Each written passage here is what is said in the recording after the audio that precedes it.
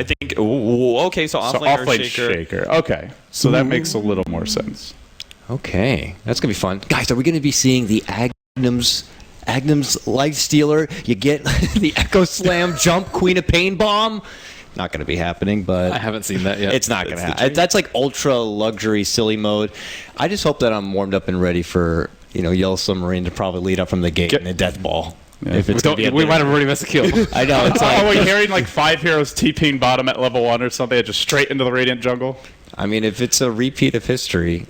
I don't know if you want to do that against Navi, though. Do you think that Navi likes fighting early? It's what they do. Their chemistry is really, really good. And I think the way they play, they make a lot of teams shake and crumble. Like, you take like 6, 8, 7, 8 fights, they're going to mess up 1 or 2 of them, and then they're just going to keep up the pressure over and over. That's how they play, and that's probably how they got that far through the open qualifiers as well as where they are now. Navi has had some great comebacks in this tournament, as it sounds like we're getting into the game. We're going to hop into it in just a moment, but they had a Magnus gyrocopter in one of their big comeback games. They do not have that kind of draft. If they fall behind hard early, they're not coming back. Yeah, a lot of their heroes aren't that great at team fight. Like Life Stealer, Shadow Demon, they're sort of meh, and Winter Wyvern, mixed results.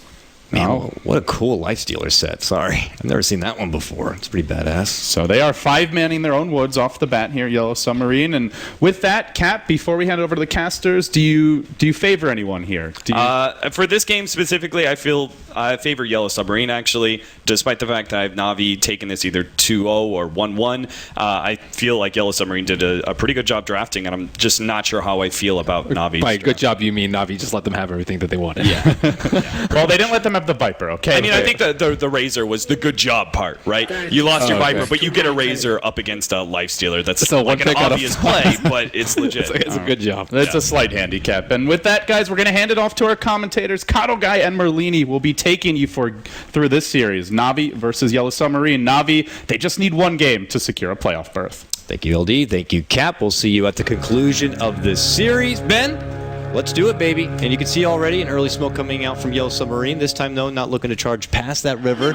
Maybe if they had the confrontation coming from the other side, they would try to trigger and pull out the boxing gloves. But got for now, that Immortal. They're going to be taking it easy. And yeah, already flexing off that sweet new Immortal. Looks like Barash is going to be taking it back to the mid lane here. So not yet seeing the laning setup here. Still a big congregation here for Yellow Submarine near the mid lane. But it looks like eventually that Darkseer is going to make it over to the off lane. Navi were set up for a gank on bottom. It was really smart that he didn't go for the rune. So they have to have a lot of aggression, but calculated aggression, not just willy-nilly. Little trades between supports here, but this is a lanes do settle here. Any particular laning matchup you're going to favor from either side. Funnick now going to be our off-lane Earthshaker, but he's going to be going against a Razor, and he's already like, don't even think about it, buddy. If you get close, I'm going to dish out the link. We're not going to let you get a whole lot of this, but is it more important for one side or the other to really come off to a fresh start? Lifestealer versus Darkseer is an older matchup, and I think Hubbo's played a lot of Lifestealer in the Lifestealer era, and it's kind of like Anti-Mage versus Darkseer. It's just one that if you're a very experienced carry player, you can thrive in that matchup. So I actually would not favor Yellow Submarine. They tried to hide the creep in the corner, and the Dragon's like, I see you down there, and gets the quick pick. Fast courier snipe coming out for Navi. Well done from Sonico. Well done indeed. So I mean, it's not a win for the mid lane since he already got this bottle, but obviously still pretty good for them. So top lane, not terribly great for the Darkseer. He actually had a TP back. Oh, yeah. Oh, they switching. No. Okay, so I think this is much better because Darkseer is not going to do well versus the Lifestealer, especially Havos Lifestealer. So they pick the Viper or the Razor to match up against the Lifestealer, and if you're not matching up with them against the lane, then it's not that great for you because he farms a little bit better, I would say. So it's important that they get this matchup, and they really like to pressure the lanes as opposed to sack a lane. They really don't like sacking lanes at all. For now, at least the Razor Bites lonesome. Going to get it flanked from behind. Here goes Sonico, continuing to put out the work. Going to get the slow out here, and now comes the open moon. Static Link is going to help nerf down the damage, but he still can't get away from this. It looks like he's not going to be going anywhere. It's going to be first blood for Navi. Artstyle is going to be picking it up. Okay, so Navi strike first, get themselves onto the board. They probably need to rotate another support up there if they want to contest the lane. I'm surprised that they left Razor alone up there, but they didn't really see where the Winter Wyvern. So Sonico's been doing an excellent job. First, seeing where the Witch Doctor was on bottom, and then getting the mid chicken kill, and then getting first blood on top. So what Yellow Submarine does, again, they don't like the sack lanes. They won't, like, let's say, stack for the Darkseer, let Darkseer jungle, and then let Razor farm bottom. That's not their style. So you'll see them rotate another support up here. No sacking, always contesting. Yeah, before I can even recognize, like, oh, interesting. Razor stuck by himself. Navi were already onto it, and they take advantage of it. So Nico has already been putting in the mileage here. Back at mid lane once more, just trying to stay in the dark and keeping Yellow Submarine guessing. Now a committed jumper behind. Look who's coming over from the cliffside, now flying on forward. And this is a great positioning setup from Navi. The Rubik looking to come in, but it's going to only... Oh, he gets the return kill. So it ends up being a 1-for-1. Rubik at the right place at the right time, but Navi were the ones getting the kill first and get that XP I think boost. Nico actually could have cold embraced him and saved him. Yeah, you're right. I don't know by now. I don't know the actual range on that spell, but he was very, very close because he had to finish him off with telekinesis because he didn't actually have his. He already used Phase Volt to try and finish him off. That would have been really big if they had saved Dendi there. Yeah. Fortunately, not the case. Dendi makes his return.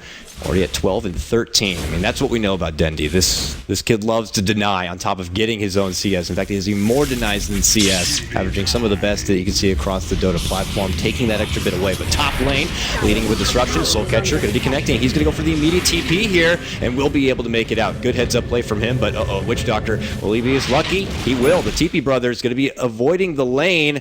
Still a good victory for Navi, forcing him to kind of step back on out and making more space again for Havos to farm it on up. And so Nako with the already having a soul ring, that's really big. That just keeps your uptime up so much when you don't ever have to go back to heal as a support. And just consistently just keep on killing Shadow Fiend, keep using Splinter Shards on the top lane, and Funnick's still getting a lot out of the bottom lane. Luckily he is Earthshaker, has the luxury of shared with Clockwork of being able to manipulate the creep wave position. And it looks like he's going for his own soul ring. But yeah, so Nico is using this Winter Wyvern in a very aggressive way, something we haven't seen a whole lot of. And bit of history repeated. Rubik going to be coming in this time. I imagine the Golden Embrace should be ready to go. Barash looking to kind of go toe-to-toe. There's the Embrace. He's trying to make a run. Ooh, barely alive. No, not going to be happening. He actually ends up going down. I don't know if that was an attempted deny, but it looks like... Nonetheless, another victory for Navi, their team in the mid lane. 3-1. I actually don't like Shadow Fiend's build with the 2 branch into the bottle. He didn't have any HP. If he had like a Wraith Band, like most Shadow Fiends started off with in the Quap versus SF matchup, he would have. I think he would have been okay for probably both for the kills. Well, at least the second one, but he needs some stats. And Shadow Fiend versus Quap is a very nuanced matchup. Oh, top lane, telekinesis back with the static link here. Can they get the lucky coconut? No, they cannot. Vos is going to be out of there, back to the base side, and, well, with that, they're kind of just going to have to hold their own in the top lane. Very deep into the enemy territory here, Artstyle and Sonico. The supports on Navi are just playing incredibly well. They're actually, like, almost feel like they're being more aggressive than what we're used to seeing from Yellow Submarine, giving them a bit of their own medicine. And maybe it's actually going to be a bit uncomforting here for Yellow Submarine. Look at this. Shadow Fiend can't even safely farm on the side. Here comes trouble. Do they get close enough for the disruption setup here, or at least the slow? Yep, there it is. And with that, they're going to get the disruption out. There's the Soul Catcher. Can the 2 supports alone get the job done? It looks like they can. They're just trying to sidestep, and there's nothing he can do. They are just bullying Yellow Submarine at this point. Navi off to a strong charge now, advancing their lead now to 4-1. This is very impressive stuff. Something I wasn't expecting, considering when we look at the draft, it almost seems like Navi, I don't want to say had no respect for Yellow Submarine, but it's clear they just kind of let them draft as they pleased. But maybe that was because they had an answer for it. The way Sonico moves is incredible. He always moves like undetected. They placed the high ground observer ward next to the top room, but that was after he had already done a lot of damage with the chicken kill and then with the 2 rotations to mid. And then they moved undetected to place that ward to check the Shadow Fiend stacks. And this Shadow Fiend is having a really, really rough game and will continue to do so. They've even had Rubik sit mid for the last 2 ganks, and it's still just not working for them. Rubik is like, oh, I punched my card. I'm going to be checking out as mid lane defender. You take over, Witch Doctor, for now. I need to do something. But top lane, they're going to make another go onto Havos. This time they're going to be successful to pull back the static link. But look at the rotations coming out from Navi. Artel's there with disruption. Now the wall going to be dropped from the other side of the world. Comes the Darkseer. Now Sonico going to flying form. Gets a cold embrace on himself to save him on out. But the Razor going to get whacked with the fissure coming in from Funnick. Now it's Yellow Submarine again on the run. They've already lost 1. Big scream flies out. Dendi tried to get both of them one shot. Is able to finish out the Darkseer. Darkseer. Now it's PSM on the run, but he has nowhere to go. He is going to get dropped. It's a double kill for Dendy. Make it 3 all day. Navi continue to triumph here in the early game. Man, their playstyle is so well suited to dealing with Yellow Submarine, though. They are not afraid to commit 5 heroes to save Havos. Actually, he wasn't even really in that much danger, but they wanted to get the kills. They know that they just need to continue to beat. Oh, right on your head. I thought they were going to have the mana for a follow from Dendy, but Funnick does it the old-fashioned way, just trots right next to him, throws down the freaking Echo Slam, and Shadow Fiend goes down again. This is a beating. They are taking Yellow Submarine and shoving him in a locker right now. They just need to take a couple more fights like this. And again, Yellow Submarine, I guess that's one of their weaknesses, that they don't sack the lane. And they just continue to get beat down in each and every one of the lanes so they can try and eventually take over with a better 5-on-4.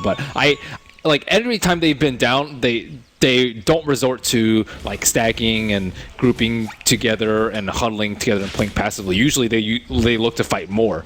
Yeah. So I'm curious to see how they're going to approach this, because this is way further behind than I've seen them in most situations. I mean, you could see it there. Until that very moment, top 4 net worth all belonging to Navi. It's safe to say every lane has been a big victory for him. The bottom has been so-so, but Funnick has still gotten so much out of it. I mean, you saw he's already being able to participate in that top lane skirmish, then moving down the mid lane with the Echo. And they have a lot of stacks. Look at that big old stack. That big old good stack they got right there. It looks so delicious. I mean, imagine if Earthshaker gets an early blink. That is just almost here it comes. Boom! And he just starts ripping them apart. He's already got about 1,500 gold. This is looking pretty damn good. So we already are praising. Oh, looks like up ahead, Shadow Fiend. Just once he gets a blink dagger and they have like infest bombs. Oh, good luck.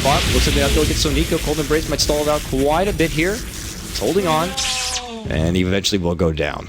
The thing about Sonico's Winter Wyvern is he really uses the flying ability way more than any other Winter Wyvern that I've seen. Oh yeah, especially with his gank from the mid lane. I don't know if they picked Dire or what, but I feel like they're more likely to pick it on Dire because he can do that maneuver and just approach from the fog very, very quickly. You don't have that available to you on the Dire side, and that's one thing that I've seen lacking from a lot of Winter Wyverns. I mean, I don't know. It feels like this is going to be the first time Navi have ran Winter Wyvern, at least from what I've seen, but they are definitely utilizing it in a way that I have not seen from other teams. I've seen teams pull it out. We saw it when they used it against a YeS Tiny to be able to lock one in place and kind of have the rest of the team back it up from there, but in this kind of very aggressive playstyle, catching out the mid laner off guard. Yeah, I think he's best in a very offensive playstyle. Yeah. People think he's a defensive hero because of his Cold Embrace, but Cold Embrace is like sick at tanking towers and saving over aggressive players like Havos and Dendy. So I mean, it's a really good hero when in this sort of situation. Oh, and here we go. First infest spawn with a smoke, ulti up. It's looking bad. They're grouped up as a ball on bottom. Here it comes. PSM's just like, I'm just doing a pull through, no problem, right? And oh wow, nice quick steal. He's able to blink away, but Dendy's right there behind him. They just have to scream. They're not ready to kind of blow up the bomb, but then they will right thereafter. It's going to be PSM who will go down first. They're going to decide to pull back it away, and quickly you see the retreat comes out. Witch Doctor's like, good luck, Razor. I'm out. Man, that steal was so fast. That guy plays Rubik a lot. My goodness. Maybe he even has quick cast ready to go. Who knows, right? But with that, it's just not going to be enough for him to get away, even with that impressive 1,300 blink. So, still Navi getting a lot out of this. So we continue to praise what Navi are being able to get done this early game. What can Yellow Submarine really do to kind of bounce back so that they can still try to at least match Navi on par in the mid game? And, well, as that happens here, Dendy might be able to scout out. He's got the scope. Oh, he waited to jump in, but I don't know if the fall through is quite there. No, it's not. Okay. Man, if you were there like 2 seconds earlier, I think that would have been a kill. Yeah. But they've been very good about managing their cooldowns too. Like you saw that Havos didn't immediately pop out when they saw the Rubik. He was waiting to see for more heroes. He didn't blow his Sonic Wave, and there's a lot of opportunities that's missed if you overkill on a hero like Rubik. It's okay to overkill on like Razor, let's say, or Shadow Fiend, but you don't want to use it on a solo Rubik. The medallion also complete on your Shadow Demon, so maybe they're considering. Does he almost have Blink? On this, on the Funnick Earthshaker? Yeah, he's got it already. That's really bad for Yellow Submarine. Over the 11-minute mark, too. So now even extra initiation on top of it, maybe even an extra target to use as that infest bomb. This is going to be very tricky for Yellow Submarine. Their only high priority farmer right now seems to be the Darkseer, about 3,600. But he needs more time. Darkseer, as we know, you can get the early point into your ult, but you still need to get more points into your vacuum. He's probably looking, if not the Shadow Fiend to be the mech holder, then he has to be the one to kind of add that bit of sustain. In fact, they actually have technically 3 mech candidates, and it's, okay, the Darkseer who is going to be going for it. So, but they're not going to have that benefit of the heal if they keep getting knocked down like this. Coming in with an Echo Slam, Dendy's going to scout him out. What they really need is level 6 on Witch Doctor. I think with that ultimate, they can turn around some team fights that they normally wouldn't be able to win. He's just like, okay, I think it's okay, but there's going to be jumping fissure, and the Echo follow-up. We're going to be going down. Rubik is able to jump and gets his own Echo, uses it right back onto Funnick, but the disruption does come out defensively, and with that, they're able to step back it away. Ends up being a Shadow Fiend takedown once more. He has been just absolutely punished this game. And Navi just continue to really thrive. With that, now they head towards the bottom. They're going to be able to scout out just a bounty rune here for Dendy, but I don't think they're looking to let up this pressure. Oh, definitely not. I haven't seen a Shadow Fiend shut down this hard in a really long time. Oh man, that's slow. He can't follow through with more of the link, and now the Razor going to be shoveled on up. He's dropped 11-2. Navi putting on a clinic with this matchup. We all a bit nervous when the drafting finished as far as Navi. Were they going to be prepared for YeS Submarine with what looks like some of the most comfortable heroes? Well, they certainly are. Uh-oh, another lead-in fissure. Surge, get the hell out of there, Darkseer. Can you run? Looks like he will be able to make it away. No, little Shadow Demon, not close enough to get the disruption. I wouldn't be surprised if YeS Submarine took like 1 or 2 more team fights and then GG'd out. Because that's what they did in game number 2, where they were just getting owned by HR with a very early all-in strategy. And I guess they do have some decent late game, but with the Aegis coming out, with the Blink well out on Earthshaker, with no items coming out on Shadow Fiend, with Razor not being able to control Lifesteal at all, he can just kill him before the stack link does that much. They are close to Hail Mary status, and oof, Navi almost going for that Roche. That was YeS Submarine's opportunity to potentially get back into this game, but Navi, no quarter. A 5-man smoke here. Anticipating possibly that Roche. They're waiting on the other side, but that opportunity is not going to be there. And yeah, Navi thinking well ahead here, not looking to get caught out. But if they are to GG out that early, you got to remember what is at stake. YeS Submarine then kind of leave their fate in the London Conspiracy Vegas Squadron matchup if they can even hope for a tiebreaker situation. But here we go. They charge on in, but they're caught all together. A huge curse is going to drop them right there. Funnick looks to move on in. They get the pull back. The wall is going to be there, so they couldn't really capitalize too much on all the being together. But now they got the scream. They dish out the huge damage. Oh no, YeS Submarine. It is indeed going to be a sinking ship down to the bottom abyss. Navi wipe out the 5. They lose no one. Oh my god. That is heartbreaking if you're looking to be behind YeS Submarine. And with that... That was without Echo. If they had Echo up, they would have been completely owned. I thought the Echo was going to be there. What a sick fissure. A 5-man fissure from Funnick. Queen of Pain wasn't even there to start off the fight. She eventually is able to blink in and clean up, which is right about to happen.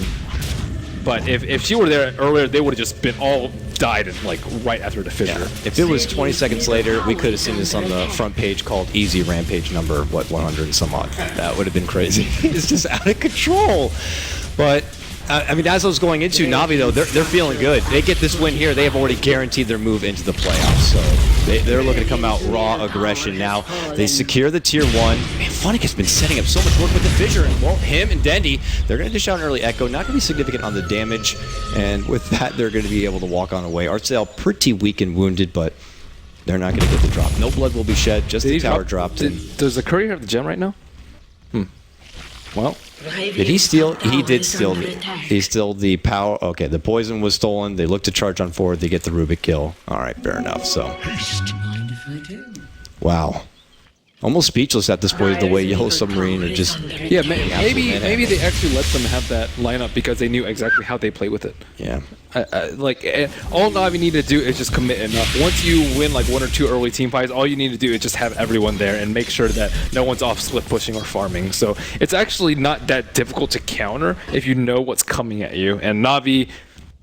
I mean, just from the early get-go with the Winter Wyvern and, putting pressure on the Razor as soon as he TP top, just playing all their cards right.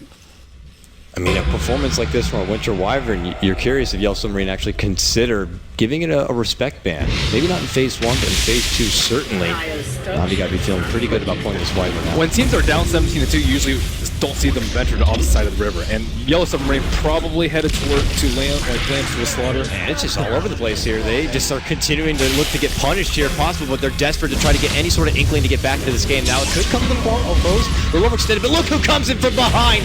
Dendy with the huge wave is going to be able to secure a godlike streak, and it's just still Navi being the janitors here, wiping the floor of YeS Submarine. Another 5-man wipe. Yeah, that's GG. It's over. That is, you know, I've only seen 2 games from them, but just watching those 2, I know exactly what they're going to do. They're like, when they're down and behind, they do not stop fighting. They keep going for YOLO smokes and just hoping for the best, and eventually they're going to GG out because they know it's over. And you know, again, I respect their play to try and win instead of not losing. Not losing is sitting back, trying to outfarm faster than they can kill you.